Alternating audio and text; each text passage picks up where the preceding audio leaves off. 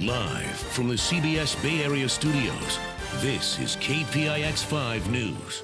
The FCC takes the axe to Obama-era net neutrality rules. Just a short time ago, regulators approved sweeping deregulations, giving internet service providers more freedom. Good afternoon, I'm Kenny Choi.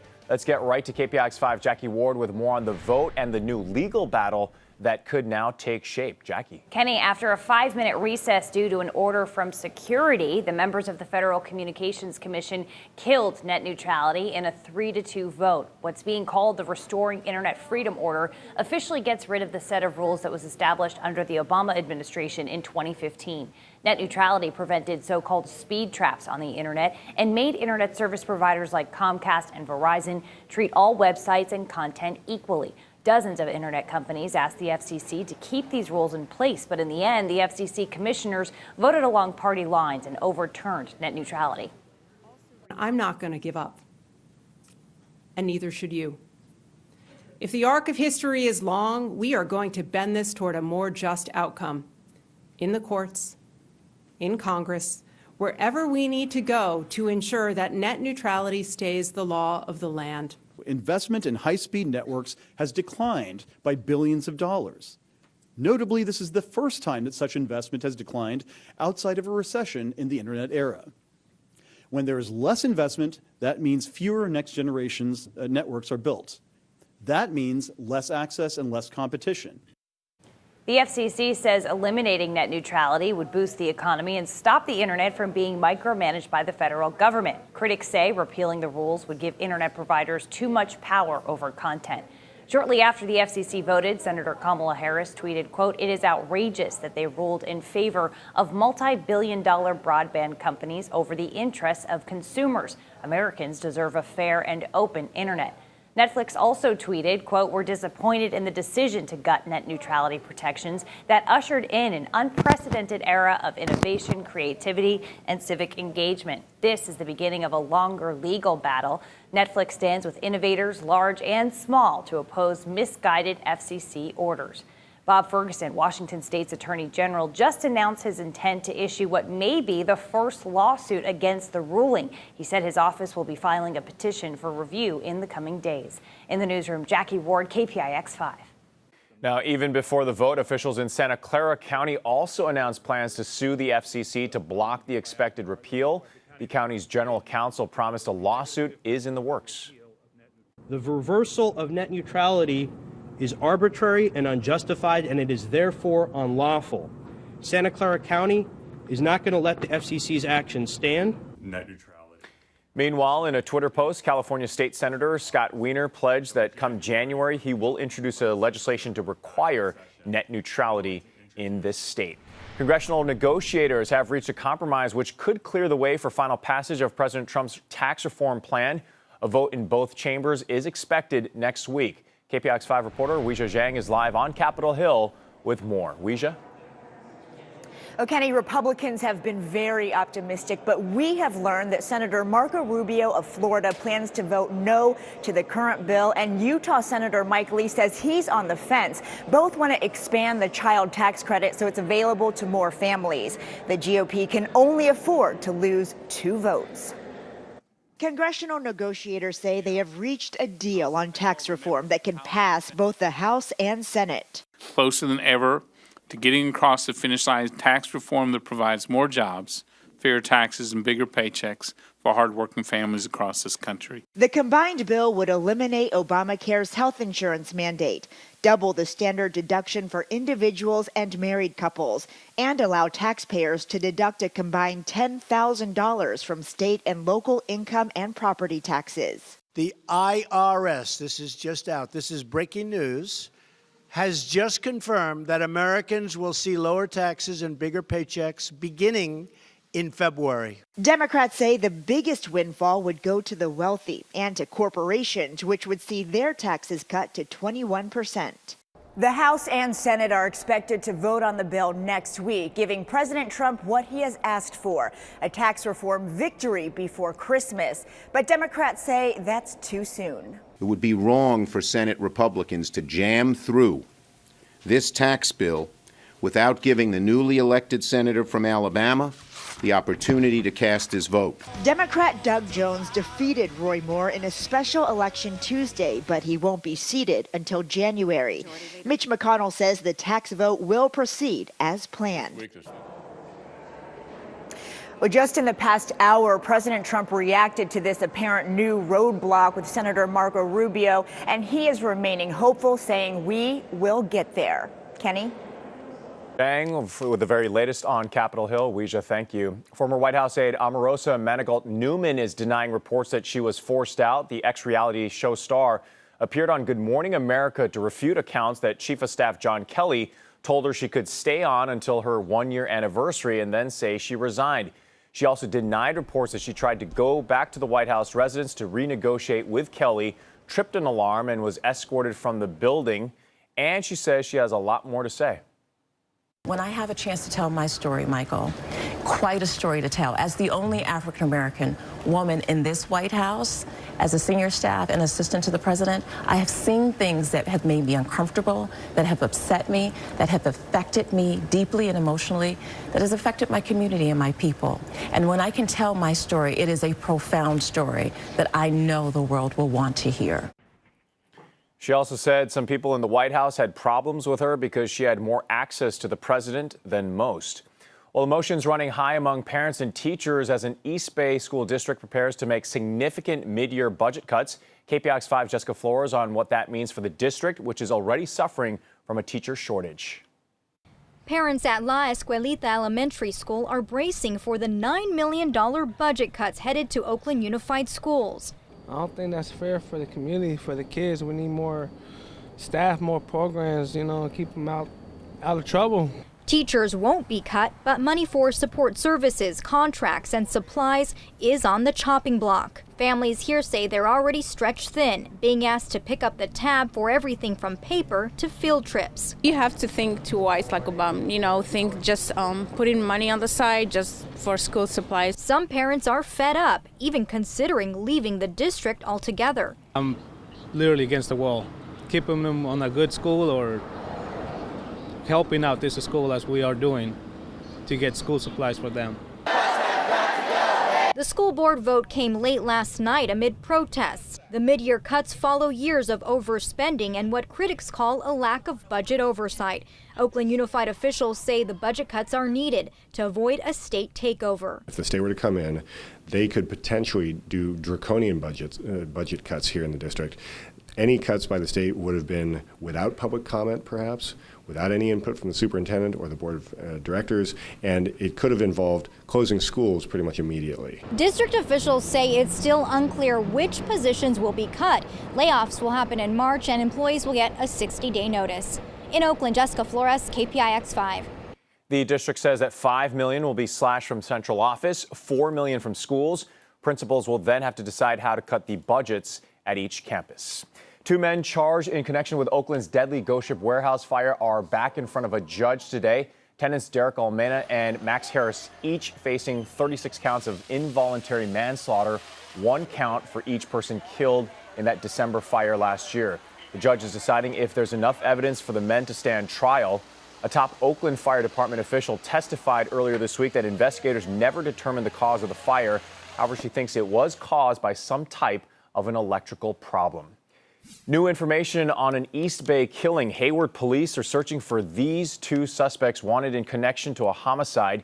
Detectives just released this sketch of a man and a woman who shot a 47-year-old man last week in front of the Islander Motel, according to police.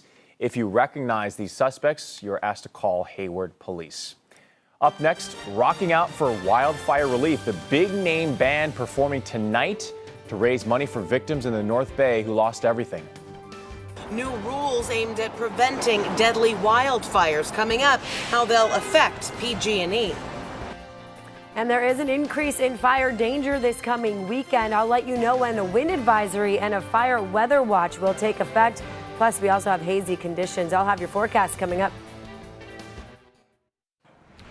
Fire watch now. New details on the Thomas Fire in Ventura and Santa Barbara counties. It is now grown to the 4th largest wildfire in California's history. It has burned more than 242,000 acres since it started 11 days ago.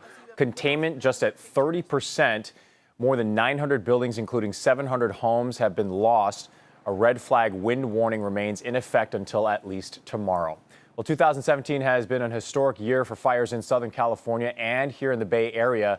And now state regulators just approved new rules meant to prevent wildfires caused by downed utility lines. Here's KPIX 5's Ann Makovic. These rules have actually been in the works for almost 10 years, but obviously taking on new urgency with California's continued wildfire threat. The exact cause of the wine country wildfires in October has not yet been determined, but there are reports of downed PG&E power lines in the areas where they broke out. And there's no question there is danger when it comes to wind, power, and tinder dry conditions. We're an evolving and changing paradigm, and so our rules need to evolve as well. The new rules just approved by the State Public Utilities Commission will create a detailed map of the most dangerous fire-prone areas in the state. There, tree branches will have to be kept farther from power lines, and newly installed lines will have to be spaced farther apart. Priority will be given to power line repairs, and those repairs will have to be finished within 6 months. State regulators first began considering these rules after a series of devastating wildfires in Southern California in 2007. They were tied to power lines arcing and falling. We've come a long way, but I have to say I think we have a lot more to do to protect the lives and property of Californians. In response to the new rules, PG&E sent out this statement saying, "We absolutely agree with and support the goal of this proceeding to further reduce the threat of wildfires while addressing the potential impact of the proposed regulations on our customers." Once these rules get final approval next month, they're set to take effect next summer. In San Francisco, Ann Makovic, KPIX 5. The first Band Together Bay Area concert raised millions for the victims of the wine country wildfires, so organizers are doing it again tonight.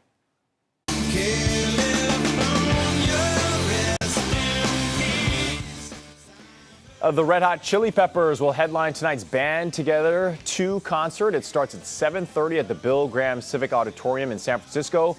100% of the ticket sales will support North Bay Community Foundations, a pretty cool cause. Yeah, I want to see their outfits tonight, what that's going to be like. Crazy. Yes, it will. Let's talk about our weather. We do have some fire danger out there this coming weekend. So first, I want to show you some of the hazy conditions. This is a live view from our Vaca camera, and you can see somewhat that haze in those low-lying areas as it tends to just build up there. We do have dry air out there. You definitely can feel that on the skin. And yes, those fire weather concerns will take effect starting Friday into Sunday, but there's a chance of rain. We'll have to wait a few days for it, about 7 days to be exact. Air quality right now, unhealthy for sensitive groups across the North Bay and along the coast, and it's moderate for the rest of the Bay Area. Seven spare the air alert days in a row. It looks pretty clear, though, around most of the bays. Temperatures in San Francisco, 58 degrees. San Jose, 62, already warming up there. Santa Rosa, 57. And our afternoon highs look like this. Mid to upper 60s, 70 degrees expected for San Jose later today. Livermore, 69, 64 for San Francisco. So we're between 7 and 10 degrees above average. Sunset happening tonight at 4:50. And, of course, once that sun sets, you start to feel that chill in the air. Tomorrow morning, you will feel it as well. But here's what's happening tomorrow night into Sunday. We're going to start to see these wind streams, really strong north winds coming through as this low dips. That's what's going to happen. So we'll get the north winds, which means the dry winds. Those are all offshore winds, and that's why now a wind advisory in effect from 10 p.m. Friday to 10 a.m. Sunday. Gusts as high as 50 miles per hour. This is all in effect for elevations above 1,000 feet for the entire San Francisco area and beyond. Fire weather watches and red flag warnings for Southern California. For us, we have watches for the North and East Bay Hills. So humidity will also be a factor here. 5 to 20% during the day. Not much relief overnight either. So it will be pretty significant. The Futurecast really gives you a good idea of when it all begins. By midnight Saturday, early morning Saturday, it will stay strong. Those gusts 30, 40 miles per hour. Here's a look at that 7-day forecast. So you can definitely see the windy conditions Friday through Saturday. By Sunday morning, things should be calming down. And look at this, way far ahead. And Wednesday, there's a chance of rain in that forecast. And that is definitely highly anticipated. We need it so bad. Yeah, we haven't seen the rain in quite some time. Yeah. All right, Neda, thank you. Let's take a look at the big board, see how the financial markets are doing in New York City. The Dow right now is down about 59 points. All right, up next, a taste of African culture through music, how this week's Jefferson Award winner is helping thousands of Bay Area kids find their rhythm. Well, come play with me. It's more than a common request among children. It's an East Bay woman's invitation to an enriching cultural experience. As Sharon Chin shows us, this week's Jefferson Award winner brings a taste of Africa to Bay Area children. Catherine Indungo Case teaches children to play the djembe African drum after school at Vintage Hills Elementary in Pleasanton. Bailey Drennan found her rhythm. On a scale of 1 to 10, I would give it a 10. Or if I could, a 100. Knee up, and clap. Catherine celebrates African culture and diversity through music, dance, and play. Hence the name of her nonprofit, Chezanami, Swahili for Come Play With Me. It's really important to me. Even the principal, Dr. Ann Jane, can't resist. And it's always positive and up and uplifting. Catherine reaches thousands of children a year in Bay Area schools, community groups, and in her annual Taste of Africa festival in Pleasanton. It's a way for us to elevate those cultures that are very often forgotten. Catherine started her nonprofit when her twins were 3 years old. Catherine wanted her daughter Ella and son Aaron to experience the rich culture of her native Kenya. That was to gather around the fire as my grandmother cooked and tell stories and sing songs. In her programs, Catherine introduces traditional instruments, but she also raises grant money to fund local artists who share their African heritage. Artist Wawe Amasha teaches alongside her childhood friend. See what she's accomplished, it's really phenomenal. Students like Jack Renwick are simply enjoying the lessons. I really think it's interesting and I keep wanting to keep learning about it. That is so meaningful and that's so beautiful. It means the world to me. 5, 6, 7, 8. So for introducing children to African culture through play, this week's Jefferson Award in the Bay Area goes to Catherine Indungo Case. Sharon Chin, KPIX 5. And next, Catherine is focusing on expanding the program to more schools and community groups. She'd also like to organize a multicultural fair. You can nominate your local hero for a Jefferson Award online at cbssf.com/hero. We'll be right back. Hi everyone, I'm Netta Irampur here at Second Harvest Food Bank, where all of this beautiful produce is being packed up and shipped out to those who need it most. We have volunteers who are working hard and also people who are working hard to donate, because that of course is how the food bank counts on a lot of these food items. And Leslie's joining us from the food bank. We have Ann here from Star One. So tell us about this donation. First of all, we want to make a big reveal. Are you ready for the drum roll? All right, Ann. Woo, a check for $40,000 going to Second Harvest Food Bank. How did you guys collect this money and why was it so important for you to give? Star One Credit Union employees, our board of directors, as well as our volunteers, recognize the importance of giving back to the community. This community where we have served our members, conducted business for over 60 years. All right, very nice of you guys to do this. And Leslie, let's talk about the need right now, especially during the holidays.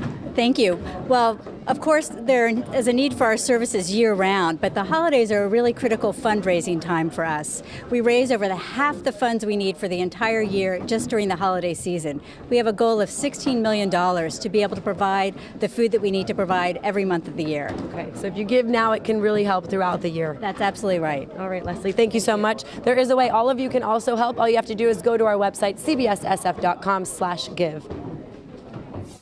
All right, finally, did you know the mountains in the Sierra actually rise and fall? NASA used satellites to find out that the mountains rose about an inch during the drought from 2011 to 2015. Then, when all the snow weighed down on the mountains last winter, they actually sank back down by about a half an inch. NASA says that this shows the Sierra is capable of storing much more water than first thought. Pretty cool. And we need water so bad. Hopefully next week we'll start to see the rain coming through. Have a great day.